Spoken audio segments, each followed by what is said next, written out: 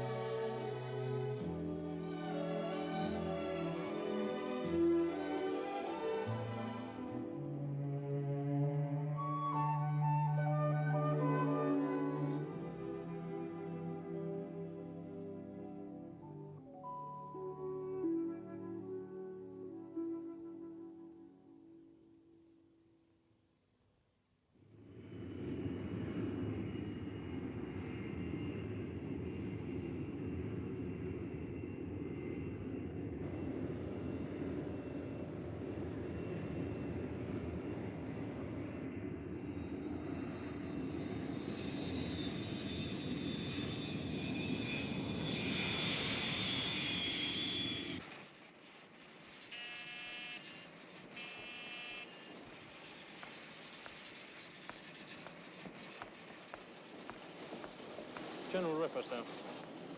Group Captain Mandrake speaking. This is General Ripper speaking. Yes, sir. You recognize my voice, Mandrake? I do, sir. Why do you ask? Why do you think I ask? Well, I don't know, sir. We spoke just a few moments ago on the phone, didn't we?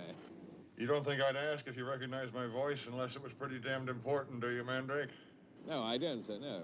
All right, let's see if we can stay on the ball. Has the wing confirmed holding at their fail-safe points? Yes, sir. The confirmations have all just come in. Very well. Now listen to me carefully. The base is being put on condition red.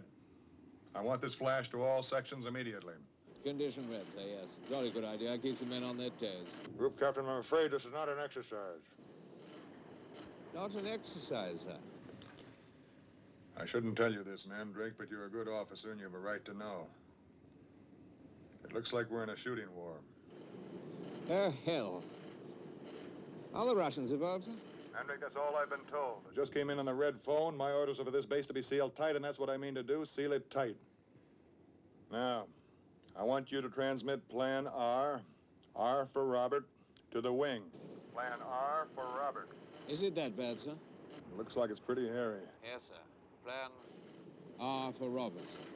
Now, last, and possibly most important, I want all privately owned radios to be immediately impounded.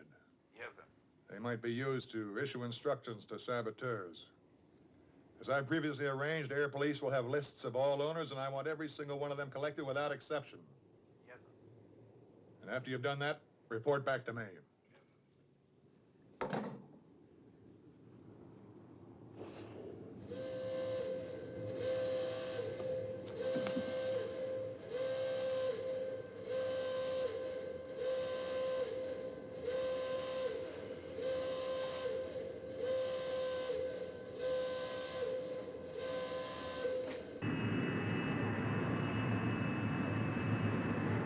In order to guard against surprise nuclear attack, America's Strategic Air Command maintains a large force of B-52 bombers airborne 24 hours a day. Each B-52 can deliver a nuclear bomb load of 50 megatons, equal to 16 times the total explosive force of all the bombs and shells used by all the armies in World War II. Based in America, the Airborne Alert Force is deployed from the Persian Gulf to the Arctic Ocean, but they have one geographical factor in common. They are all 2 hours from their targets inside Russia.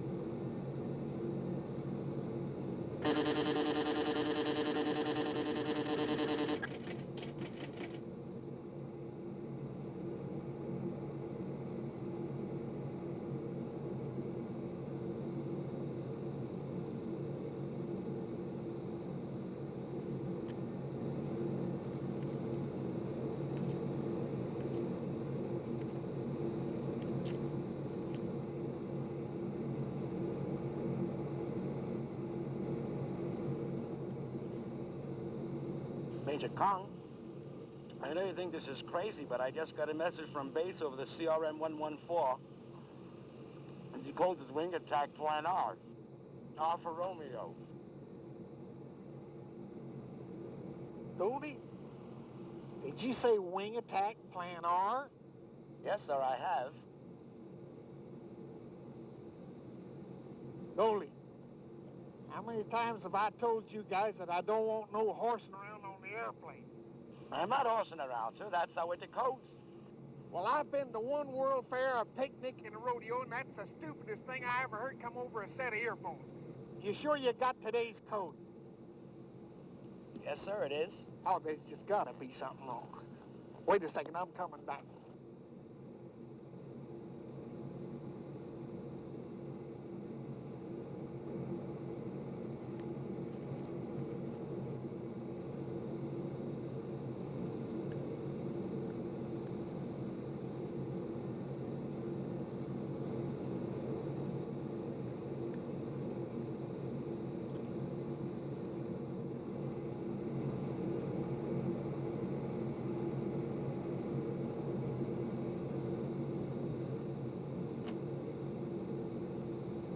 Maybe you better get a confirmation from base.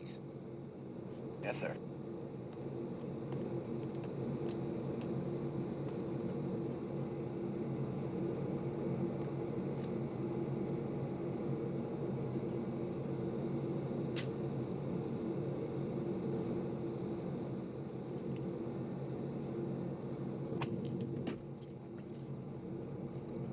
Major Kong, is it possible this is some kind of loyalty test? You know, give the go code and then recall to see who would actually go? Ain't nobody ever got the go code yet. And old Ripper wouldn't be giving us Plan R unless them Ruskies had already clobbered Washington and a lot of other towns with a sneak attack. Yes, sir. Major Kong, message from base confirmed.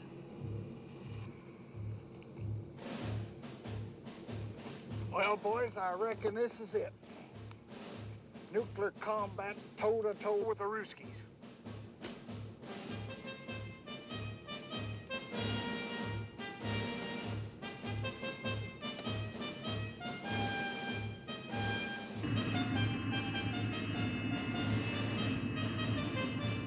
Look, boys, I ain't much of a hand in making speeches. But I got a pretty fair idea that something doggone important's going on back there. And I got a fair idea of the kind of personal emotions that some of you fellas may be thinking. Heck, I reckon you wouldn't even be human beings if you didn't have some pretty strong personal feelings about nuclear combat. But I want you to remember one thing. The folks back home is counting on you, and by golly, we ain't about to let them down. I'll tell you something else. If this thing turns out to be half as important as I figure it just might be, I'd say that you're all in line for some important promotions and personal citations when this thing's over with. That goes for every last one of you, regardless of your race, color, or your creed. Now let's get this thing on the hump. We got some flying to do.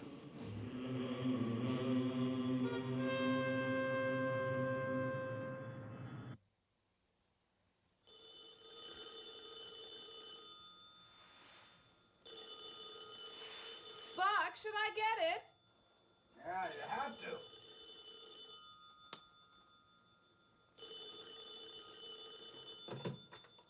Hello? Oh, yes, General Turgidson is here, but I'm afraid he can't come to the phone at the moment. Well, this is his secretary, Miss Scott. Freddie, how are you? Fine, and you? Oh, we were just catching up on some of the General's paperwork. Well, look, Freddie, he's very tied up at the moment. I'm afraid he can't come to the phone. Oh, just a minute. General Turgidson, a Colonel Puntridge calling. Tell him to call back. Freddie, the General says, could you call back in a minute or two? Oh, he says it can't wait. Find out what he wants. Freddie, the thing is, the General is in the powder room right now. Could you tell me what it's about? Just a second. Apparently, they monitored a transmission about 8 minutes ago from Burpelson Air Force Base. Right. It was directed to the 843rd Bomb Wing on airborne alert. Yeah.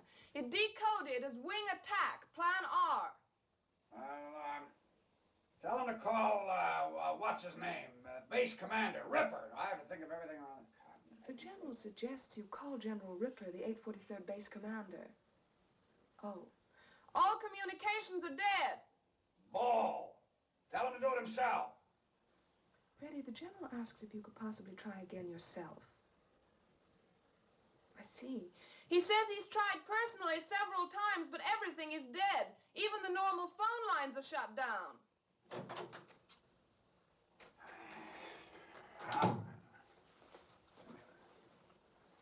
Fred? Buck.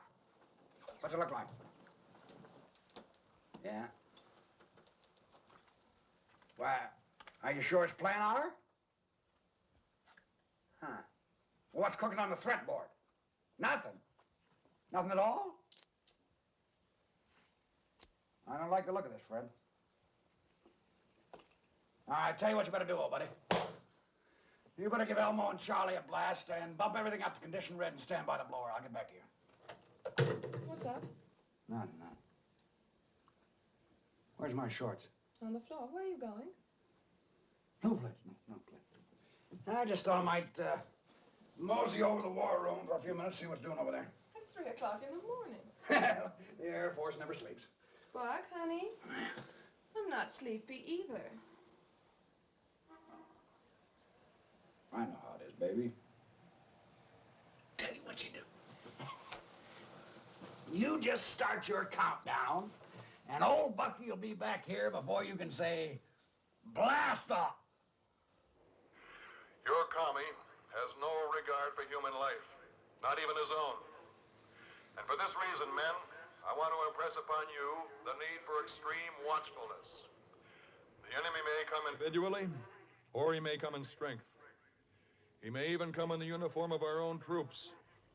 But however he comes, we must stop him. We must not allow him to gain entrance to this base.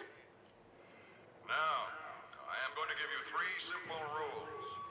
First, trust no one, whatever his uniform or rank, unless he is known to you personally.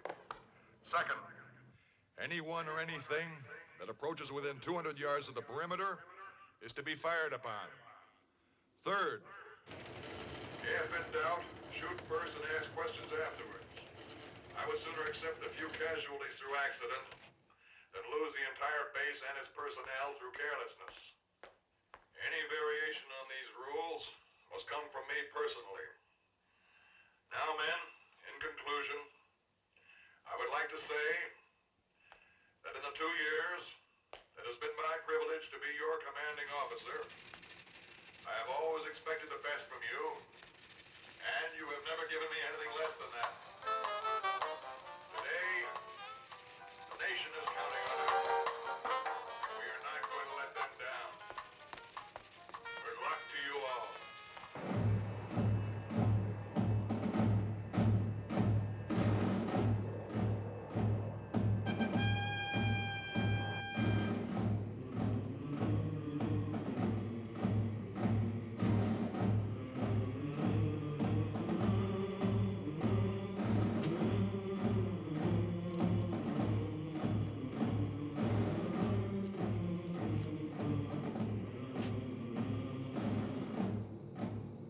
Here's the attack profile, sir.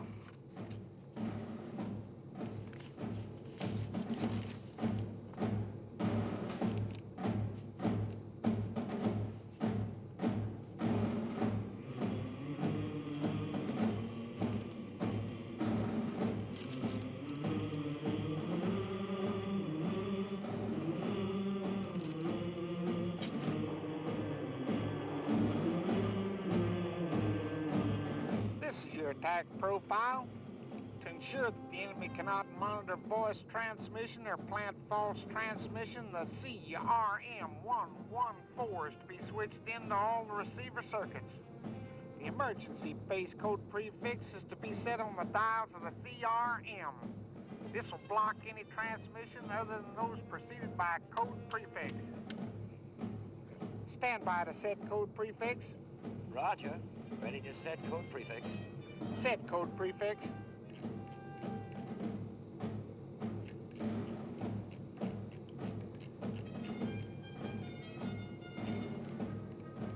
Code prefix set. Lock code prefix. Code prefix locked. Switch all receiver circuits to CRM discriminators. All circuits switch to CRM discriminators. Check all the destruct circuits. Auto destruct circuits checked.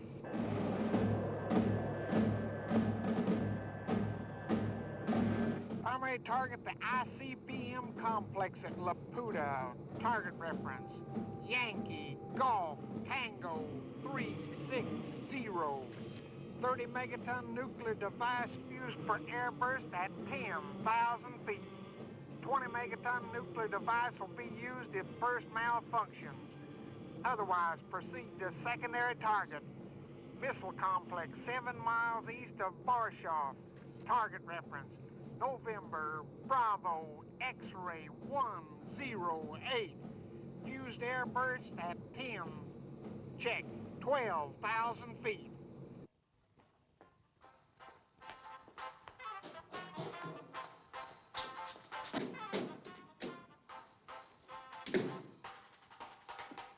Excuse me, sir. Something rather interesting has just cropped up. Listen to that. Music. Civilian broadcasting. I think those fellas in the Pentagon have given us some sort of exercise to test our readiness. Personally, I think it's taking things a bit too far. Our fellas will be inside Russian radar cover in about 20 minutes. You listen to that. Chock-a-block full of stations, all churning it out. Mandrake, Yes, sir? I thought I issued instructions for all radios on this base to be impounded. Well, you did indeed, sir, and I was in the process of impounding this very wide when I happened to switch it on. I thought to myself, our fellows hitting Russian radar cover in 20 minutes, stopping all that stuff. I'd better tell you, because if they do, it'll cause a bit of a stink, huh? Sir, Captain, the officer exchange program does not give you any special prerogatives to question my orders. Well, I realize that, sir, but I thought you'd be rather pleased to hear the news. You know, after all, let's face it, we don't want to start a nuclear war unless we really have to, do we? Please sit down and turn that thing off. Yes, sir. What about the plane, sir? Surely we must issue the recall code immediately. Group Captain, the planes are not going to be recalled. My attack orders have been issued and the orders stand. Well, if you'll excuse me saying so, sir, that would be, to my way of thinking, rather an odd way of looking at it. You see, If a Russian attack was in progress, we would certainly not be hearing civilian broadcasting. Are you certain of that, Mandrake? That's absolutely positive about that. And what if it is true? Well, I'm afraid I'm still not with you, sir, because, I mean, if a Russian attack was not in progress, then your use of Plan R, in fact, your order to the entire wing,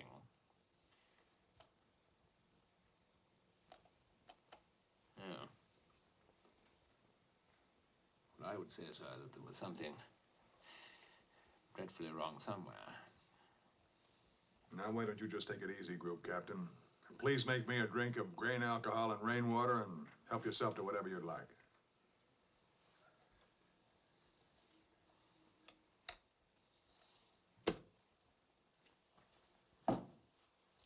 Colonel Ripper, sir, as an officer in Her Majesty's Air Force, it is my clear duty, under the present circumstances, to issue the recall code upon my own authority and bring back the wing. If you'll excuse me, sir.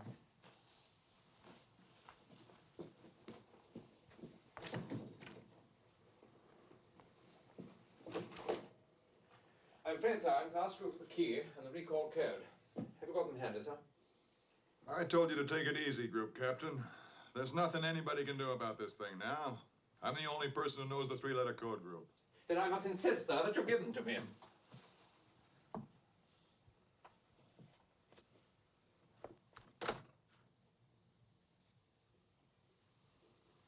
Do I take it, sir, that you are threatening a brother officer with a gun? Mandrake, I suppose it never occurred to you that while we're chatting here so enjoyably, a decision is being made by the President and the Joint Chiefs in the war room at the Pentagon. And when they realize there is no possibility of recalling the wing, there will be only one course of action open. Total commitment. Mandrake, do you recall what Clemenceau once said about war? No, I didn't think I do, sir, no. He said war was too important to be left to the generals. When he said that, 50 years ago, he might have been right. But today, war is too important to be left to politicians. They have neither the time, the training, nor the inclination for strategic thought. I can no longer sit back and allow communist infiltration, communist indoctrination, communist subversion, and the international communist conspiracy to sap and impurify all of our precious bodily fluids.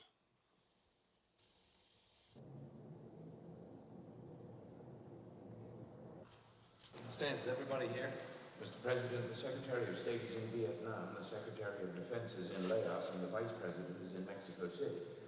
We can establish contact with them at any time if it's necessary. The undersecretaries are all here, of course. Right. Now, General Turgidson, what's going on here? Mr. President,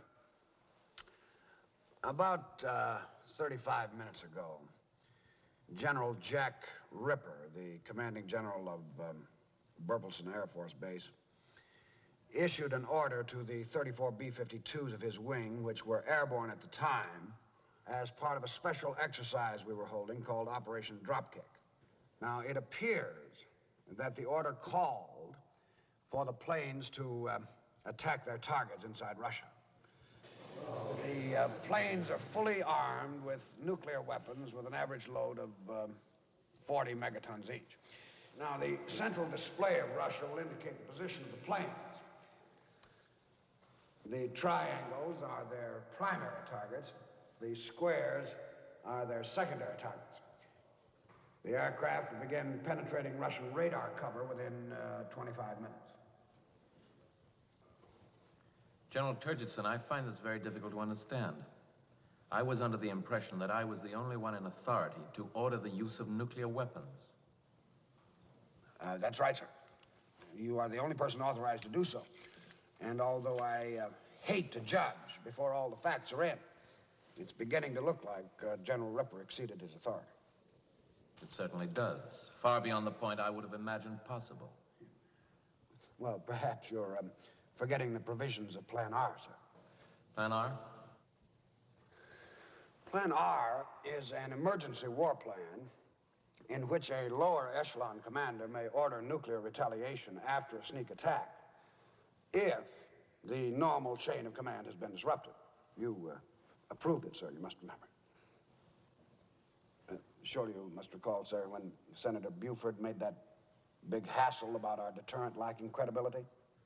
The idea was for Plan R to be a sort of retaliatory safeguard. A safeguard?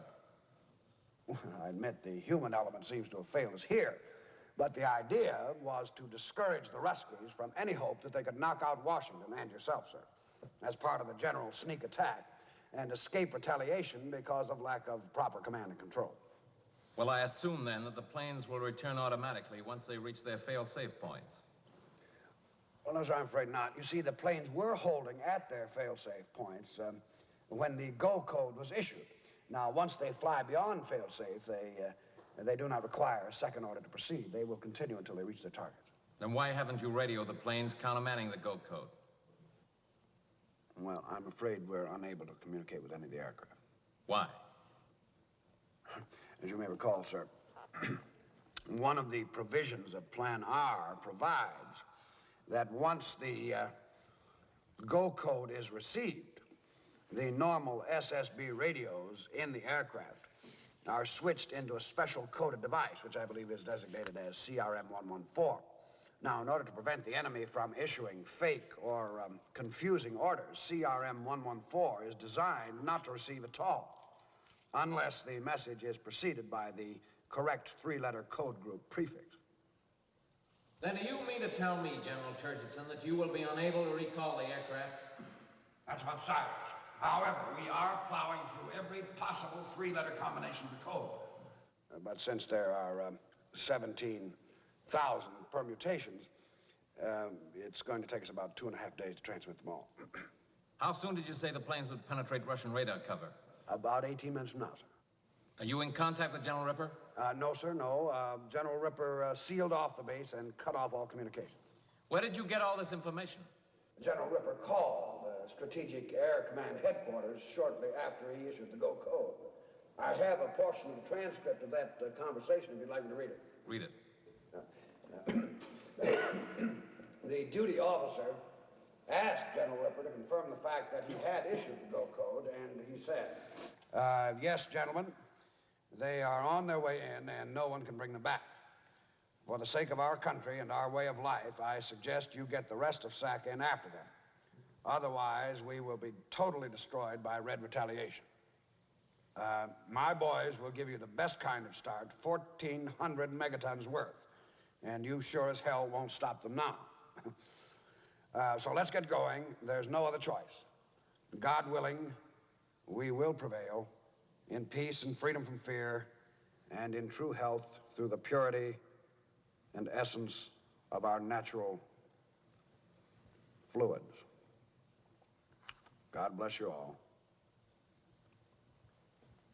And he hung up. We're still trying to figure out the meaning of that last phrase, sir. There's nothing to figure out, General Turgidson. This man is obviously a psychotic. Well, I'd like to hold off judgment on a thing like that, sir, until all the facts are in. General Turgidson, when you instituted the human reliability tests, you assured me there was no possibility of such a thing ever occurring. Well, I don't think it's quite fair to condemn a whole program because of a single slip-up, sir. I want to speak to General Ripper on the telephone personally. I'm afraid that's impossible, sir.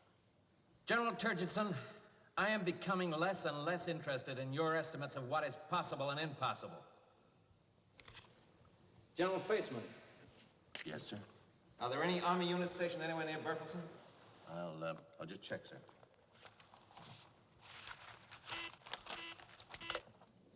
Hello. I told you never to call me here. Don't you know where I am? Well, look, baby, I can't talk to you now, but my president needs me. Of course, Mr. Bucky would President, rather what do be you there think with about you. civil defense? Of course, it isn't only physical. Situation mature a bit, sir. I deeply respect you as a human being. Someday I'm going to make you Mrs. Buck Turgidson. Yeah, oh, listen, you go back to sleep, huh? And Bucky will be back there just as soon as he can. All right? Listen, sure. Don't forget to say your prayers.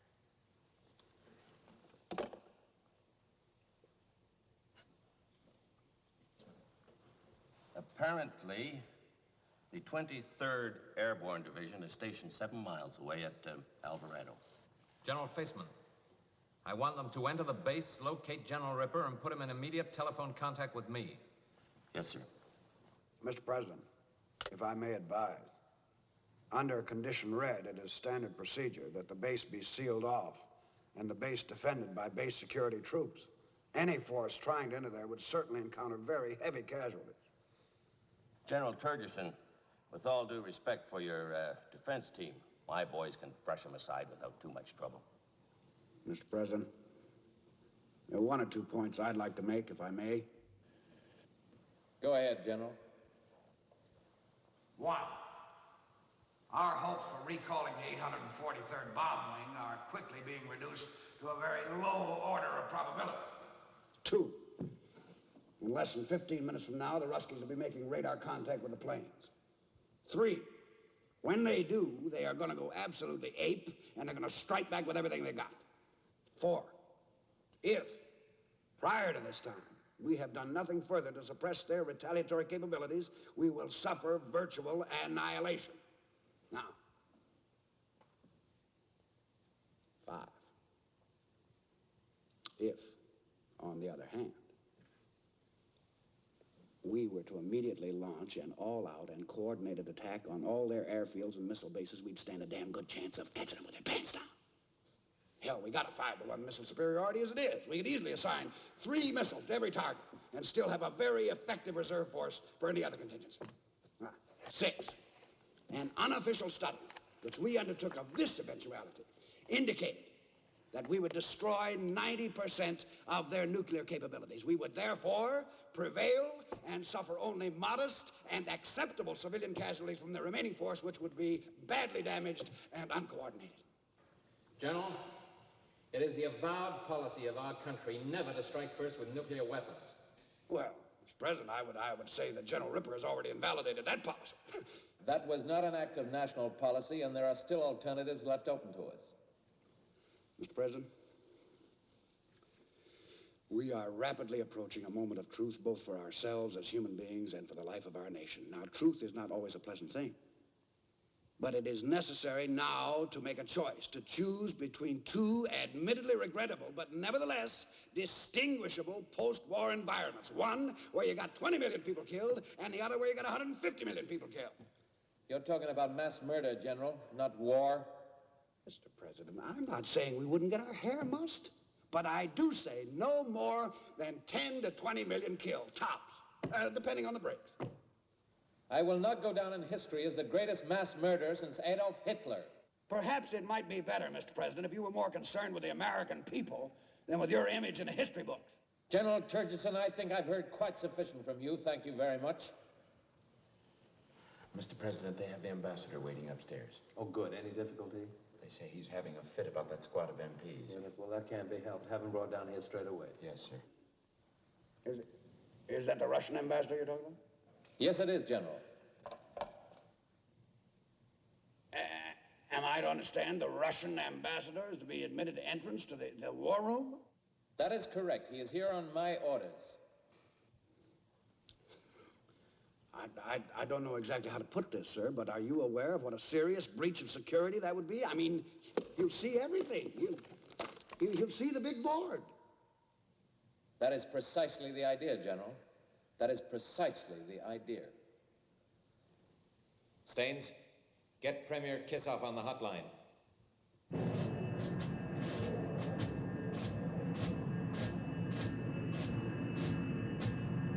Survival kit contents check.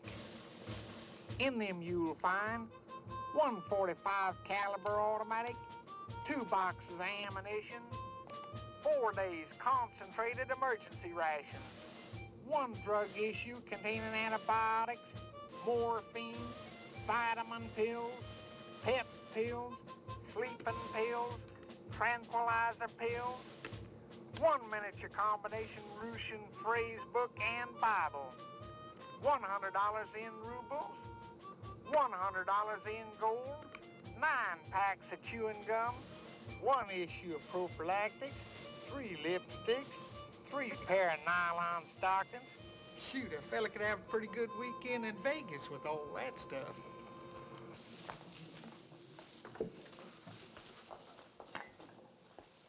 You don't have any fresh fish? I'm afraid not, sir. Your eggs, then, they are fresh? Oh, yes, sir. I will have poached eggs. And bring me some cigars, please. Havana cigars. And that will be all for you, sir? Yes. Then I'll see to it right away. Try one of these Jamaican cigars, Ambassador. They're pretty good. Thank you, no. I do not support the work of imperialist stooges. Oh, only commie stooges, huh? Mr. President. You gonna let that lousy commie punk vomit all over us like this? Mr. President, we haven't been able to reach Premier Kissoff in the Kremlin. They say they don't know where he is and he won't be back for another 2 hours. Try B86543 Moscow. Yes, sir. You would never have found him through his office, Mr. President. Our Premier is a man of the people, but he is also a man, if you follow my meaning. What did you say? I said Premier Kissoff is a degenerate atheist. Mr. President, I formally request that you have his ignorant brute. I'm sorry, Mr. President, I think they're trying the number. You filthy bully, you filthy, you filthy guy! I've tasted karate before, hey! You wore my thing for it. Gentlemen, you can't fight in here. This is the war room. What is going on here? I demand an explanation. This clumsy fool tried to plant that ridiculous camera on me. Yeah, you bet your sweets, Mr. Commie. Look at this, Mr. President. This lousy commie rat was taking pictures with this thing of the big board. Mr. Ambassador. This clumsy fool attempted to plant that ridiculous camera on me. That's a damn lie. I saw him with my own eyes. Gentlemen, this is outrageous. I have never heard of such behavior in the war room before. Mr. President, I think they're getting him on the line.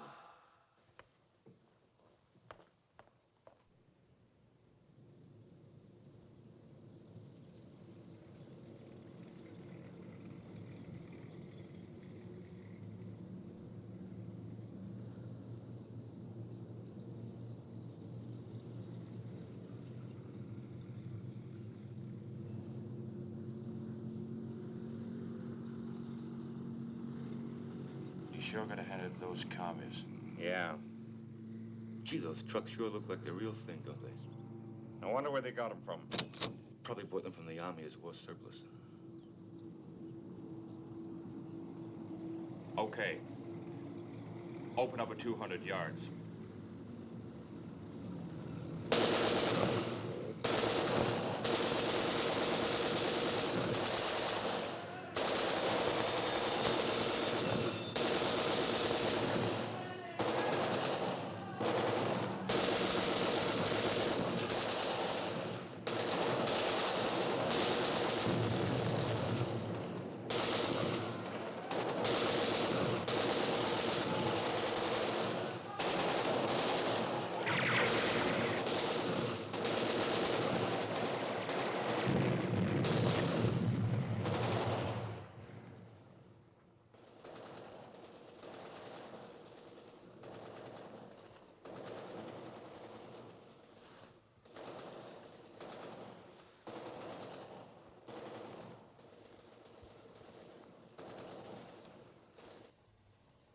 Tell him where you are, and that you'll enter the conversation if I say anything that's untrue, but please don't tell him anything more than that. Alexei, please, I beg you. I don't have a phone. Give me a phone, Frank. Товарищ председатель, говорит Садский. Я с президентом Меркель-Мафли в Пентагоне. Он просит меня сказать, что если он скажет что-нибудь не так. Я должен его проводить. Да. Хорошо. Понятно, товарищ председатель. I've done as you asked. Be careful, Mr. President. I think he is drunk. Hello? Hello, Dimitri. Listen, I can't hear too well. Do you suppose you could turn the music down just a little? Oh, that's much better. Yeah. Yes. Fine, I can hear you now, Dimitri. Clear and plain and coming through fine. I'm coming through fine too, eh? Good, then... Well, then, as you say, we're both coming through fine. Good. Well, it's good that you're fine, then, and I'm fine. I agree with you. It's great to be fine. Now then, Dimitri, you know how we've always talked about the possibility of something going wrong with the bomb. The bomb, Dimitri. The hydrogen bomb. Well, now, what happened is, one of our base commanders, he had a sort of, well, he went a little funny in the head. You know, just a little funny. And he went and did a silly thing. Well, I'll tell you what he did. He ordered his planes to attack your country. Well, let me finish, Dimitri. Let me finish, Dimitri. Well, listen, how do you think I feel about it? Can you imagine how I feel about it, Dimitri? Why do you think I'm calling you? Just to say hello? Of course I like to speak to you. Of course I like to say hello. Not now, but any time, Dimitri. I'm just calling up to tell you something terrible has happened. It's a friendly call. Of course it's a friendly call. Listen, if it wasn't friendly, you probably wouldn't have even got it. They will not reach their targets for at least another hour. I am positive, Dimitri. Listen, I've been all over this with your ambassador. It is not a trick. Well, I'll tell you. We'd like to give your air staff a complete rundown on the targets, the flight plans, and the defensive systems of the planes. Yes, I mean, if we're unable to recall the planes, then I'd say that, we're just gonna have to help you destroy them, Dimitri. I know they're our boys. All right, well, listen, now who should we call? Who should we call, Dimitri? The people, sorry, you faded away there. The People's Central Air Defense Headquarters. Where is that, Dimitri? In Omsk, right? Yes. Oh, you'll call them first, will you? Uh-huh. Listen, do you happen to have the phone number on you, Dimitri? What? I see. Just ask for Omsk information. I'm sorry, too, Dimitri. I'm very sorry. All right, you're sorrier than I am. But I am sorry as well. I am as sorry as you are, Dimitri. Don't say that you're more sorry than I am, because I'm capable of being just as sorry as you are. So we're both sorry, all right? All right. Yes, he's right here. Yes, he wants to talk to you. Just a second. Товарищ председатель, говорит Досадский. Да? Да. Что? Они уже начали. Нет. Не может быть. Дураки!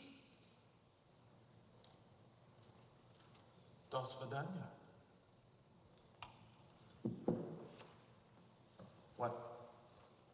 What is this? What? The fools. The mad fools. What's happened? The doomsday machine. The doomsday machine? What is that? A device which will destroy all human and animal life on Earth. All human and animal life?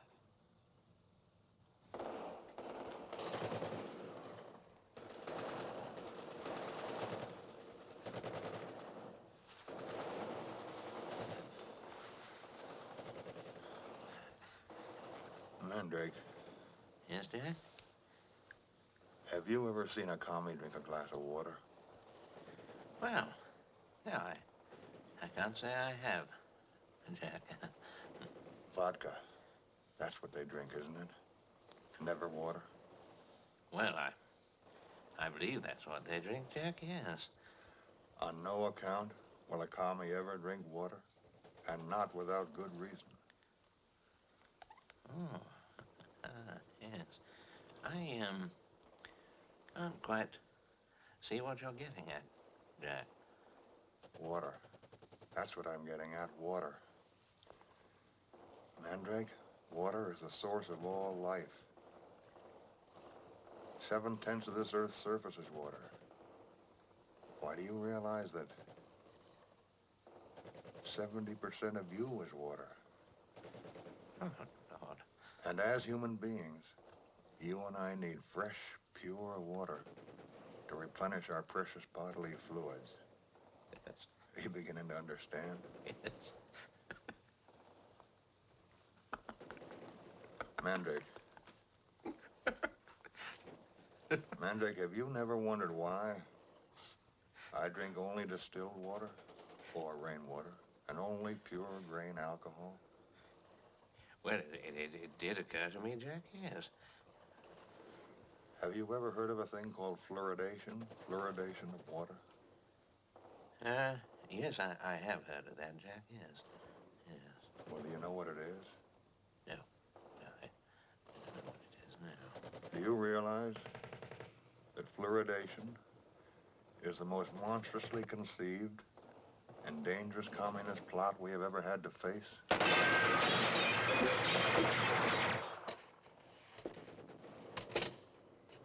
Joke and play a dead game, soldier.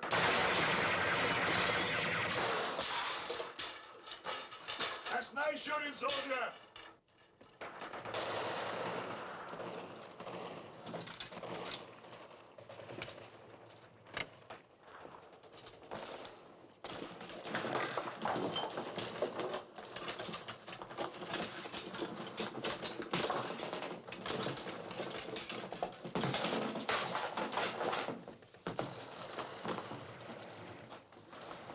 Mandrake, come here. You calling me, Jack? Come over here and help me with this fella. I haven't had very much experience, you know, with those sort of machines, Jack. I've only ever pressed a button in my old Spitfire. Mandrake, in the name of Her Majesty and the Continental Congress, come here and feed me this bellboy. Jack, I'd love to come, but what's happened, you see, the string in my leg's gone. The what? And the string, I never told you, but you see, got a gammy leg. Oh, dear. Gone, shot off. Mandrake, come over here. The redcoats are coming. Come on. When it is detonated, it will produce enough lethal radioactive fallout so that within 10 months, the surface of the Earth will be as dead as the moon. Come on, Vysotsky, that's ridiculous. Our studies show that even the worst fallout is down to a safe level after 2 weeks. You've obviously never heard of Cabal Thorium-G. Well, what about it? Cabal Thorium-G has a radioactive half-life of 93 years. If you take, say, 50 H-bombs in the 100 megaton range and jacket them with Cabal Thorium-G, when they are exploded, they will produce a doomsday shroud, a lethal cloud of radioactivity which will encircle the Earth for 93 years. Oh, what a load of commie bull. I mean, after all. Afraid I don't understand something, Alexei. Is the Premier threatening to explode this if our planes carry out their attack? No, sir. It is not a thing a sane man would do. The Doomsday Machine is designed to trigger itself automatically. But surely you can disarm it somehow? No. It is designed to explode if any attempt is ever made to untrigger it. Automatically? Ah, it's an obvious commie trick, Mr. President. We're wasting valuable time. Look at they boy. They're getting ready to clobber us. But this is absolute madness, Ambassador. Why should you build such a thing? There were those of us who fought against it, but in the end we could not keep up with the expense involved in the arms race, the space race, and the peace race. And at the same time, our people grumbled for more nylons and washing machines. Our doomsday scheme cost us just a small fraction of what we've been spending on defense in a single year. But the deciding factor was when we learned that your country was working along similar lines, and we were afraid of a doomsday gap. This is preposterous. I've never approved of anything like that. Our source was the New York Times. Dr. Strangelove, do we have anything like that in the works? A moment, please, Mr. President. Under the authority granted me as Director of Weapons Research and Development, I commissioned last year a study of this project by the Bland Corporation. Based on the findings of the report, my conclusion was that this idea was not a practical deterrent for reasons which at this moment must be all too obvious. Then you mean it is possible for them to have built such a thing? Mr. President, the technology required is easily within the means of even the smallest nuclear power. It requires only the will to do so. But how is it possible for this thing to be triggered automatically and at the same time impossible to untrigger? Mr. President, it is not only possible, it is essential. That is the whole idea of this machine, you know. Deterrence is the art of producing in the mind of the enemy the fear to attack. And so, because of the automated and irrevocable decision-making process which rules out human meddling, the doomsday machine is terrifying. It's simple to understand and completely credible and convincing. Gee, I wish we had one of them doomsday machines, Stainsy. But this is fantastic, Strangelove. How can it be triggered automatically? Well, it's remarkably simple to do that. When you merely wish to bury bombs, there's no limit to the size. After that, they are connected to a gigantic complex of computers. Now then, a specific and clearly defined set of circumstances under which the bombs are to be exploded is programmed into a tape memory bank. A single roll of tape can store all the information. What kind of a name is that? That ain't no kraut name, is it, Stainsy? He changed it when he became a citizen. It used to be Wirklich Liebe. A kraut by any other name, Stainsy? Is that the whole point of the doomsday machine is lost. If you keep it a secret, why didn't you tell the world, eh? It was to be announced at the party congress on Monday. As you know, the Premier loves surprises.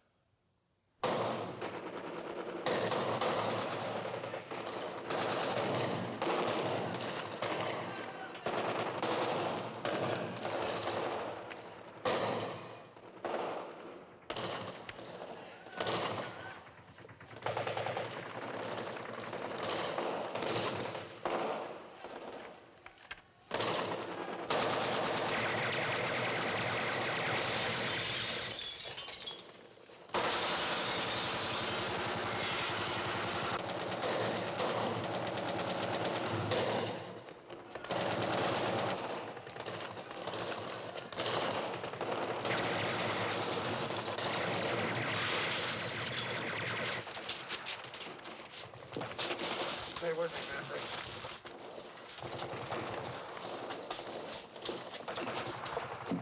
All right, Manfred. Now, please, please.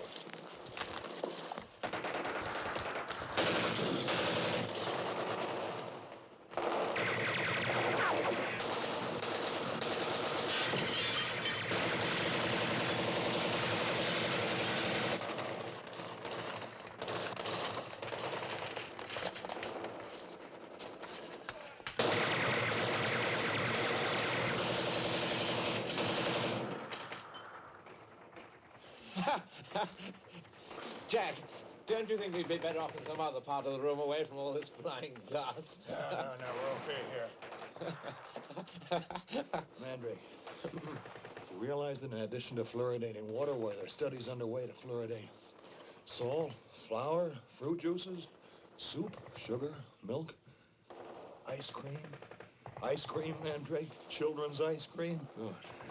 You know when fluoridation first began?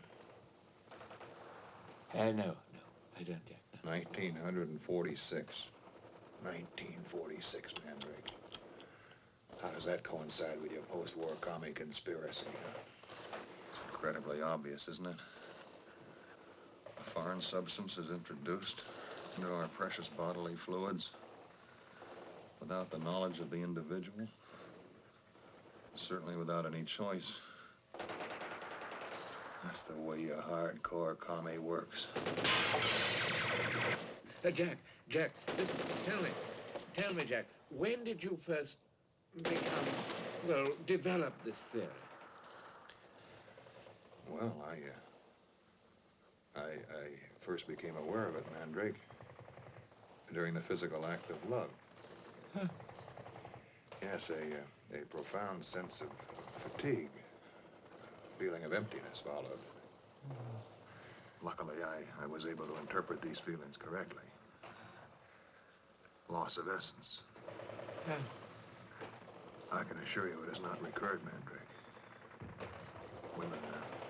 Women sense my power, and they seek the life essence.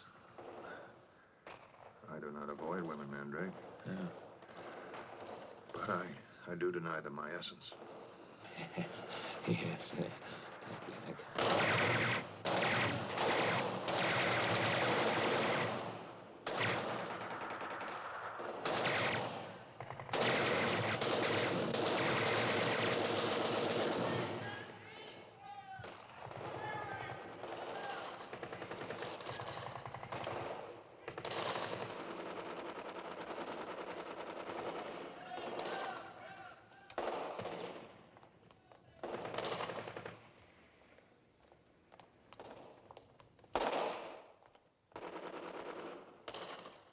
Boys must have surrendered.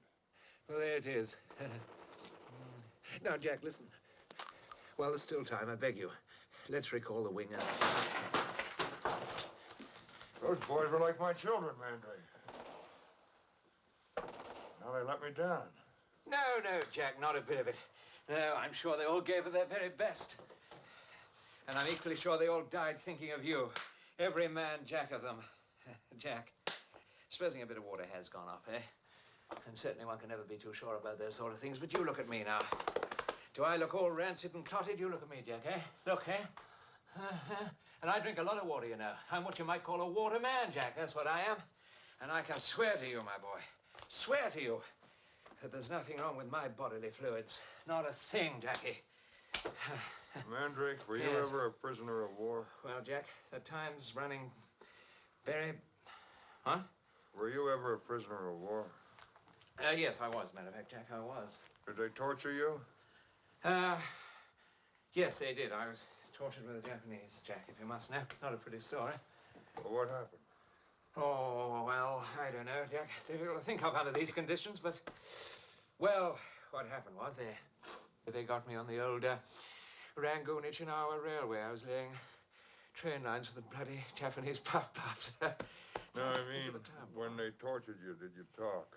Oh, no, well, I don't think they wanted me to talk, really. I don't think they wanted me to say anything. It was just their way of having a bit of fun, the swines. Strange thing is, they make such bloody good cameras. You know, those clowns outside are going to give me a pretty good going over in a few minutes. For the code. Yes, well, you may have quite a point there, Jack. I don't know how well I could stand up under torture. Well, of course, the answer to that is, boy, no one ever does. And my advice to you, Jack, is to give me the code now.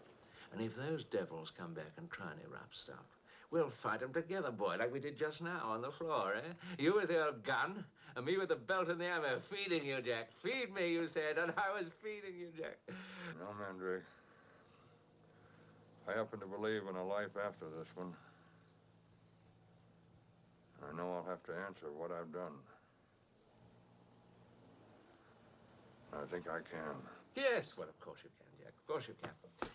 You can. I'm a religious man myself, you know, Jack. I believe in all that sort of thing, and I'm hoping, you know, Jack. You dropped your gun, Jack. Yes. You know what I'm... Here, no, Jack, let me take that for you. I'll take that for you, Jack.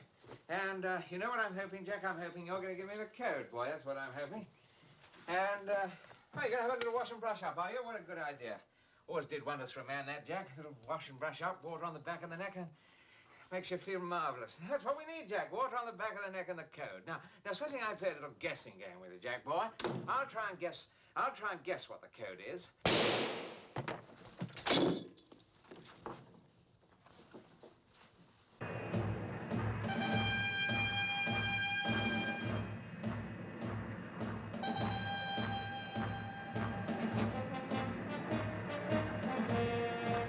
Co-pilot to navigator.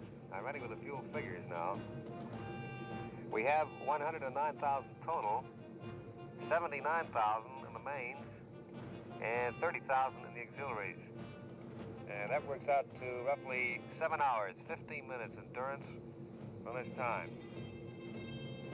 DSO to Captain, I have an unidentified radar blip. Distance 60 miles. Approximate speed Mach 3. Looks like a missile tracking us. Confirmed, definite missile track. Commence evasive action right.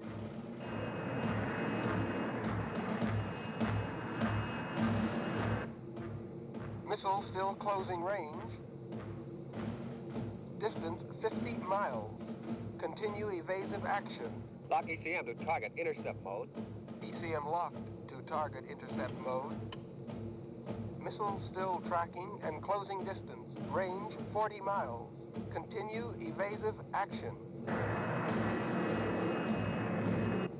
Electronic guidance scrambler to blue grid.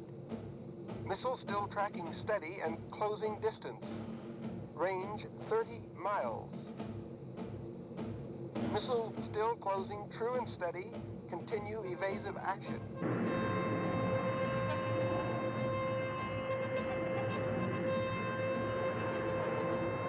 Range 20 miles. Missile still closing distance and tracking steady. Attack range gate on maximum scan. Range gate on maximum scan. Range 10 miles. Missile track deflecting. Continue evasive action. Deflection increasing, range 8 miles. Deflection still increasing, range 6 miles. Missile still deflecting, range 4 miles.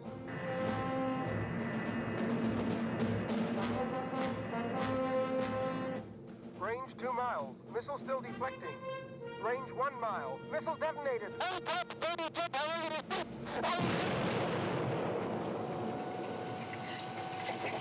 Start lever to cut off. Cut off. Station power. Little power, breakage.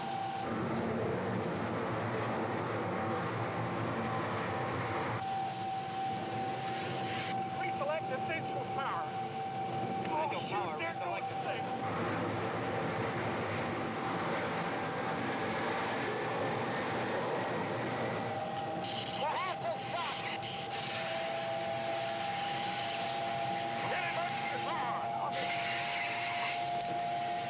Extinguishers.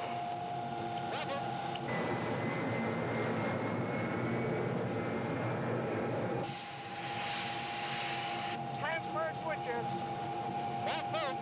Boost pumps up. Come on.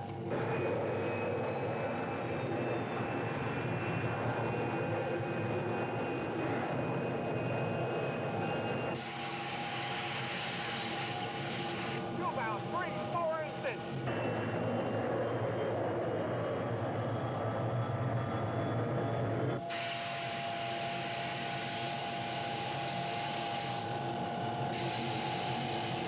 Give me full power. Roger.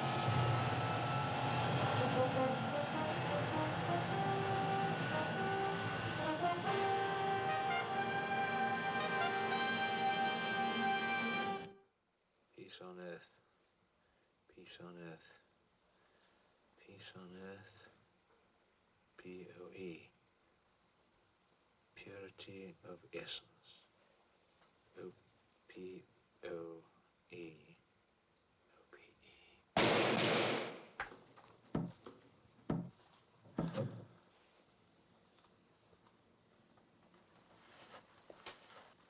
Put your hands over your head. What the devil do you think you're doing shooting away in here? Who are you? I said put your hands over your head. What kind of suit you call that, fella? What do you mean, suit? This happens to be an RAF uniform, sir. And I am Group Captain Lionel Mandrake. I'm General Ripper's executive officer. Where's General Ripper? He's dead in the bathroom. Where's the bathroom? Next to you.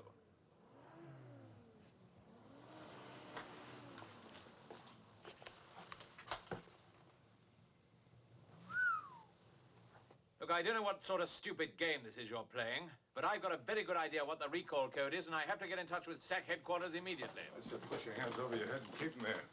Come on. Got any witnesses? Witnesses? What are you talking about, witnesses? He shot himself. While he was shaving, huh? Now, look, Colonel Bat Guano, if that really is your name, may I tell you that I have a very, very good idea. I think, I hope, I pray, what the recall code is. It's some sort of recurrent theme he kept repeating. It's a variation on peace on earth or purity of essence. EOP, OP, it's one of those. Put your hands up on top of your head. Start walking. Don't you know that General Ripper went as mad as a bloody March hare and sent the whole wing to attack the Soviets? Don't you know that? What are you talking about? I'll tell you what I'm talking about. I'm going to pick up this red telephone, which is connected to SAC. And I hope... Blast. Blast. Shot away, I expect, by one of your men during this ridiculous fighting. Right. All right, Charlie. I've been wasting too much time on you. I got a lot of wounded men outside. Start walking.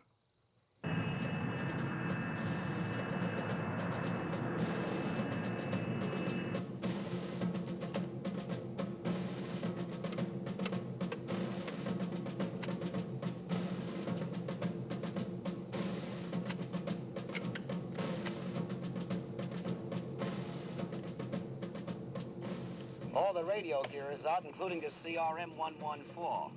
I think the auto-destruct mechanism got hit and blew itself up. The fire is out. The emergency power is on. Everything seems to check out all right. We'll advise. Roger, navigator.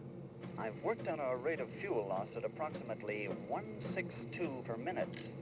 This gives us a radius of action sufficient to take out primary and secondary targets, but we will not, repeat, not be able to make it back to any base or neutral country. However, we would have enough fuel to ditch at weathership Tango Delta, grid coordinates 003691.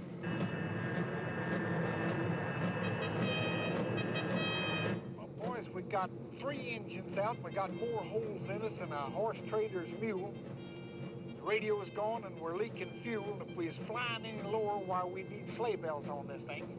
But we got one little budge on them rooskies. At this height, why, they might harpoon us, but they dang sure ain't gonna spot us on no radar screen.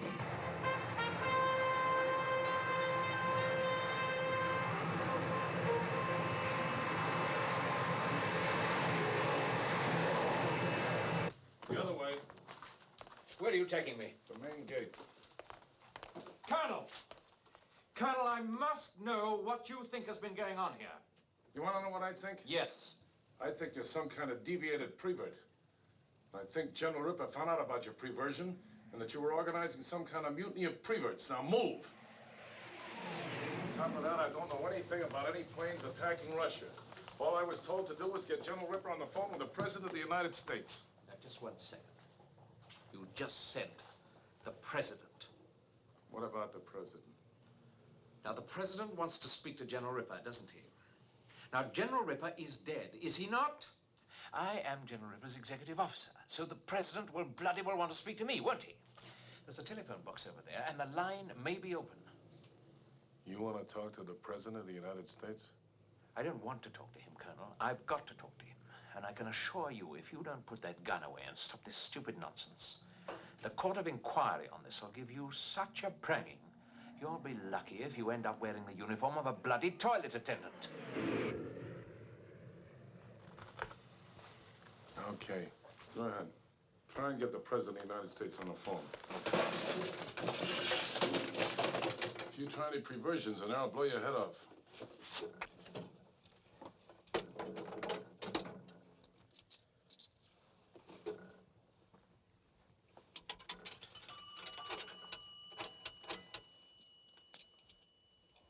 Operator, this is Group Captain Lionel Mandrake. I'm speaking from Burleson Air Force Base. Look, something very urgent has come up, and I want you to place an emergency person-to-person call with President Merkin Muffley in the Pentagon, Washington, D.C.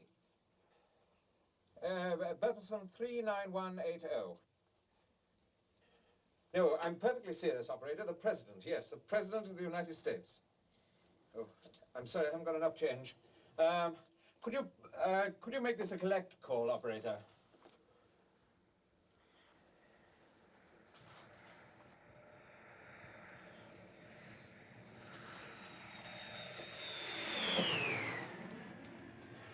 Just 1 second, Operator. They won't accept the call. Have you got 55 cents?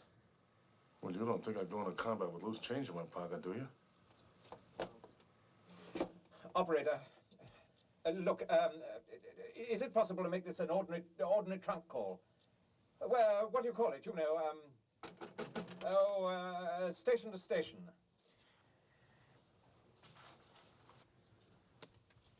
Oh, blast. I'm still 20 cents short. Operator, hold on. I'll try and keep you a second. Colonel, that Coca-Cola machine, I want you to shoot the lock off it. There may be some change in there. That's private property. Colonel, can you possibly imagine what is going to happen to you, your frame, outlook, way of life, and everything, when they learn that you have obstructed a telephone call to the President of the United States? Can you imagine? Shoot it off! Shoot with a gun! That's what the bullets are for, you twit! Okay. I'm gonna get your money for you. But if you don't get the President of the United States on that phone, you know what's gonna happen to you? What? You're gonna have to answer to the Coca-Cola Company.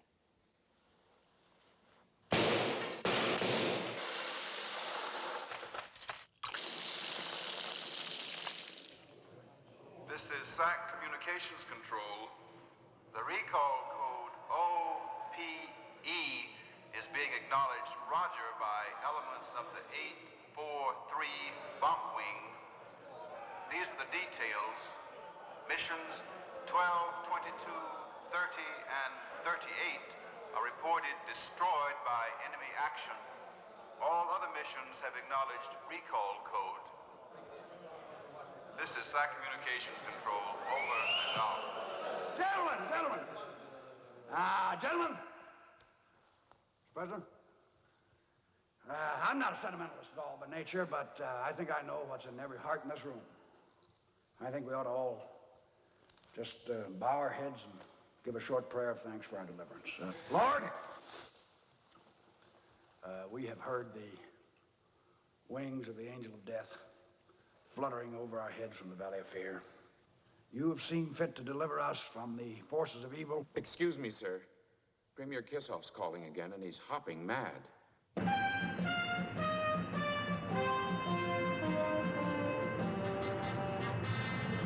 Fuel flow on active engines and leakage has increased. Now works out at 205. Estimate remaining fuel at 8790. Roger, confirm 205 per minute and remaining fuel 8790.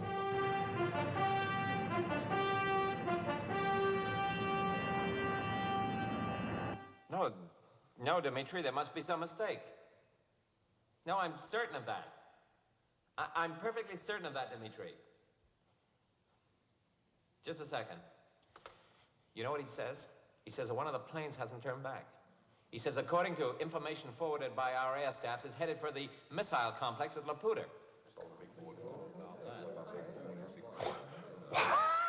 That's impossible, Mr. President. I mean, Look at the big board. 34 planes, 30 recalls acknowledged, and 4 splashes. And one of them was targeted for Laputa.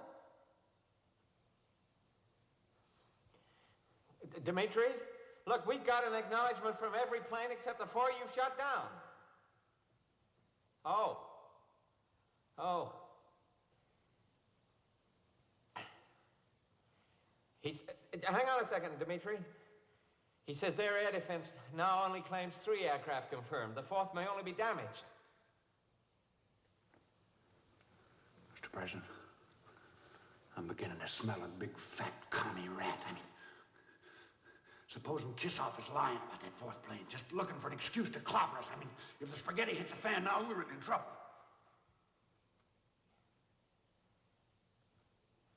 Dimitri, look, if this report is true and the plane manages to bomb the target, is this gonna set off the doomsday machine? Are you sure? Well, I guess you're just gonna have to get that plane, Dimitri. Dimitri, I'm sorry that jamming your radar and flying so low, but they're trained to do it. You know, it's initiative. Look, Dimitri, you know exactly where they're going, and I'm sure your entire air defense can stop a single plane. Listen, I mean, it's not going to help either one of us if the doomsday machine goes off now, is it? Dimitri, there's no point in you getting hysterical at a moment like this. Dimitri, keep your feet on the ground when you're talking. Dimitri, I am not getting, no, Dimitri, I'm just worried, that's all. Now, look, if our air staff say its primary target is Laputa and its secondary target is Borkov, I mean, it's true, Dimitri, you gotta believe it. Look, Dimitri, can I give you just one word? Can I give you just one word of advice, Dimitri? Listen, Dimitri, put everything you've got into those 2 sectors and you can't miss.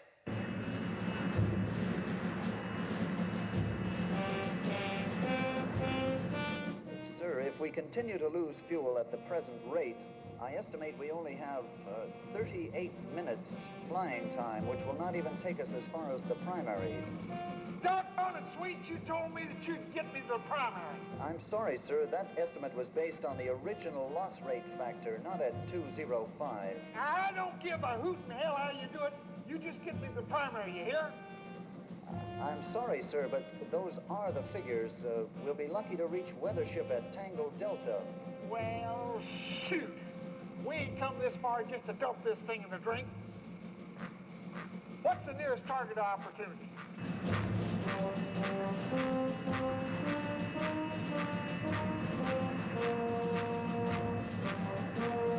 Sir, if the rate of loss does not increase, we have a chance to reach target 384, grid coordinate 003691, and possibly make it from there to the Tango Delta weather ship. What kind of a target is that anyhow? Sir, that's the ICBM complex at Kotlas. All right. Designating new target 384. Give me a rough heading on that just as soon as you can get it worked out, will you?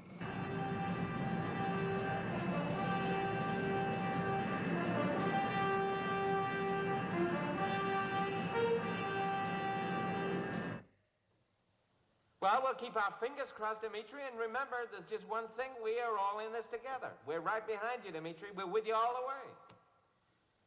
Yes, well, we'll keep the line open. All right, Dimitri. General Turgidson, is there really a chance for that plane to get through?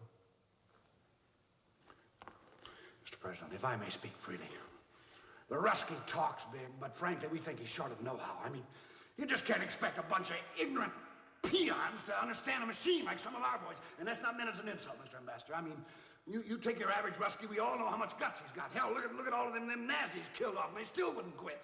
Can't you stick to the point, General? Well, sir, if the pilot's good, see, I mean, if he's really sharp, he can barrel that baby in so low. I mean, you ought to see it sometime. It's a sight. A big plane like a 52. Vroom! This jet exhaust frying chickens in the barnyard. Yeah, but has he got a chance? Has he got a chance? Hell,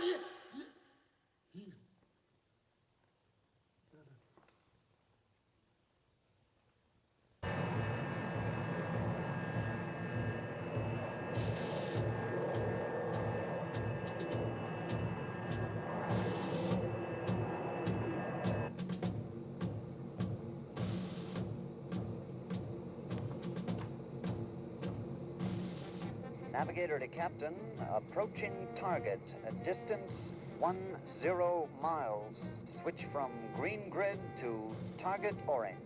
Roger, ready for final bomb run check. Take over, AC. Roger.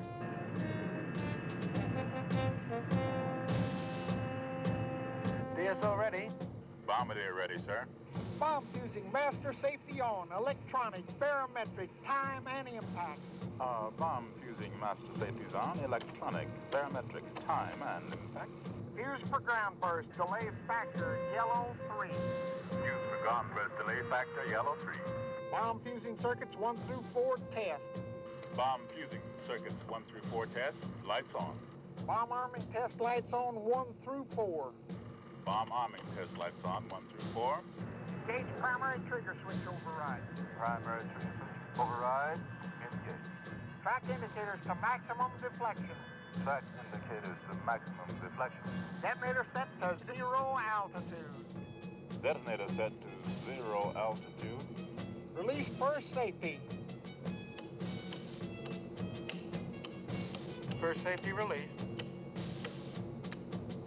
First safety. Release second safety. Second safety released. Second safety.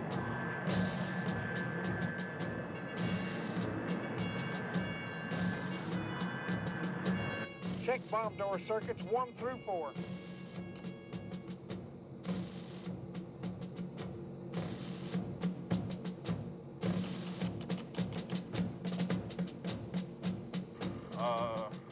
Bomb door circuits, negative function, lights red. Switching backup circuits. Roger. Backup circuit switched in, still negative function. Engage emergency power. Roger. Emergency power on, still negative function. Operate manual override. Roger.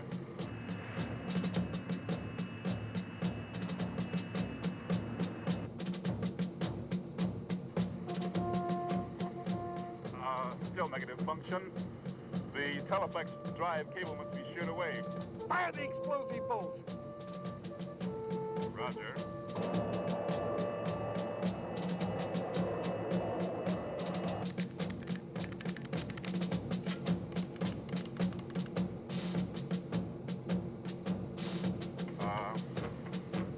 Still negative, sir.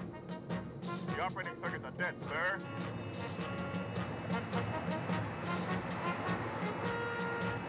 Stay on the bomb run, Ace. I'm going down below and see what I can do. Roger.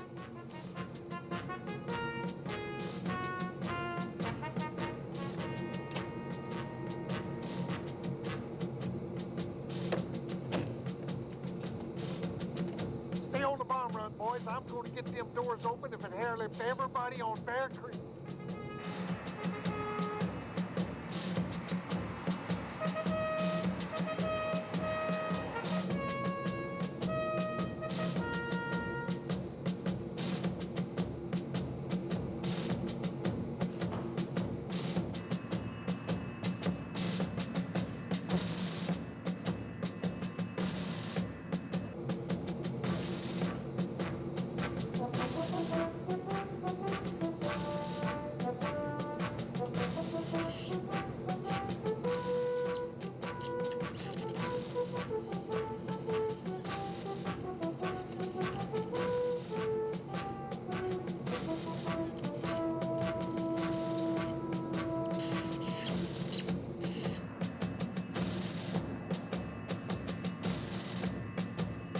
Target orange grid reference checks. Target distance 8 miles. Roger. 8 miles. Telemetric guidance computed into orange grid. Telemetric guidance computed into orange grid.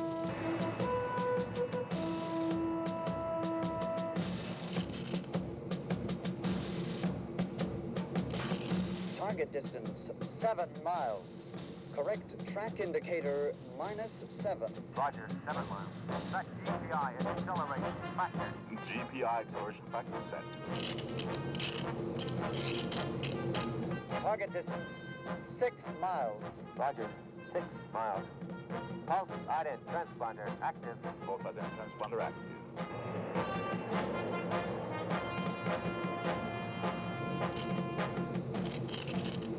Target distance 5 miles. 5 miles. Homing alignment factor, 0 mode.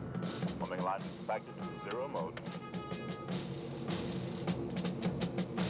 Target distance 4 miles. Roger. 4 miles. Auto CDC into manual teleflex link. Auto CDC into manual teleflex link.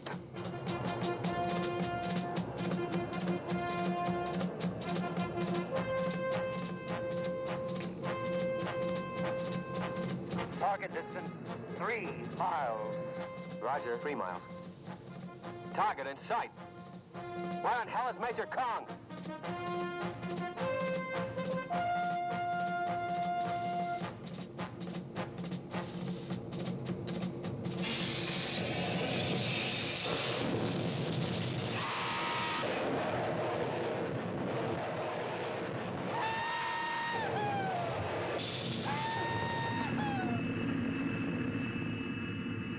Hey, what about Major Kong?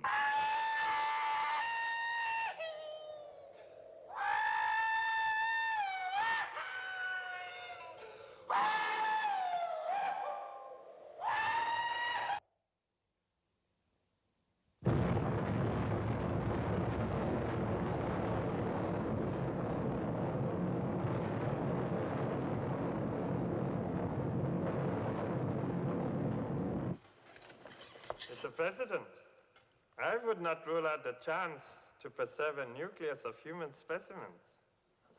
It would be quite easy. At the bottom of some of our deeper mine shafts, radioactivity would never penetrate a mine some thousands of feet deep. And in a matter of weeks, sufficient improvements in dwelling space could easily be provided.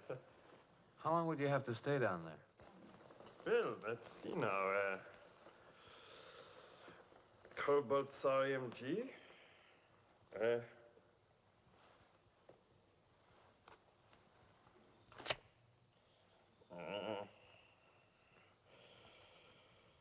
Radioactive half-life of... I would think that possibly 100 years. You mean people could actually stay down there for 100 years? It would not be difficult, my Fuhrer. Nuclear reactors could... I'm sorry, Mr. President. Nuclear reactors could provide power almost indefinitely. Greenhouses could maintain plant life. Animals could be bred and slaughtered. Quick survey would have to be made of all the available mine sites in the country. But I would guess that dwelling space for several 100,000 of our people could easily be provided. Well, I would hate to have to decide who stays up and who goes down. Well, that would not be necessary, Mr. President. Could easily be accomplished with a computer. And the computer could be set and programmed to accept factors from youth, health, sexual fertility, intelligence, and a cross-section of necessary skills. Of course, it would be absolutely vital that our top government and military men be included to foster and impart the required principles of leadership and tradition.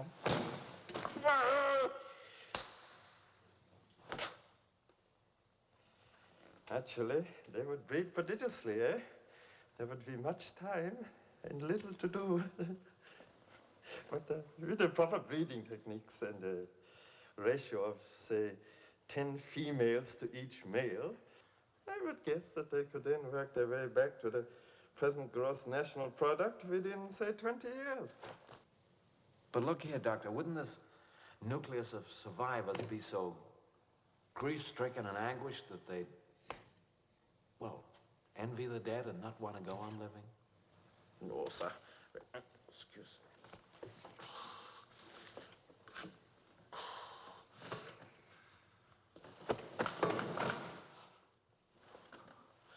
Also, when they go down into the mine, everyone would still be alive. There would be no shocking memories. And the prevailing motion will be one of nostalgia for those left behind, combined with a spirit of bold curiosity for the adventure ahead. Ha!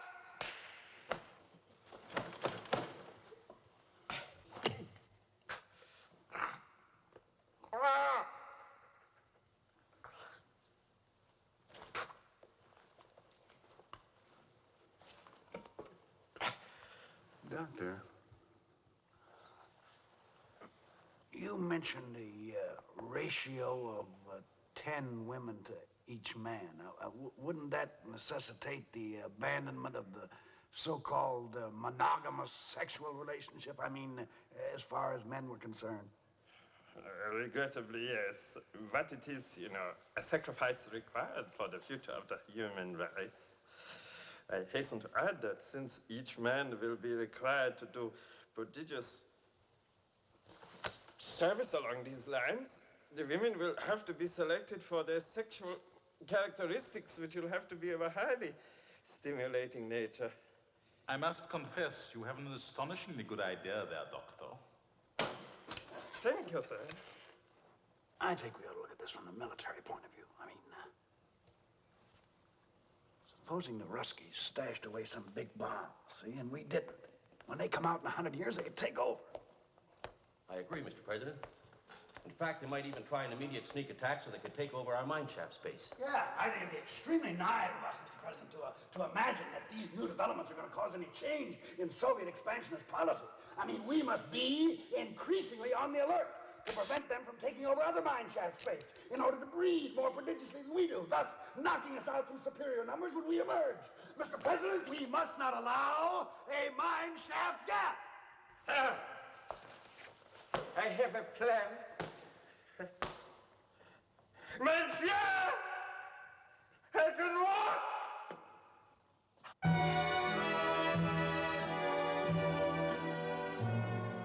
We'll meet again. Don't know where, don't know when, but I know we'll meet again some sunny day.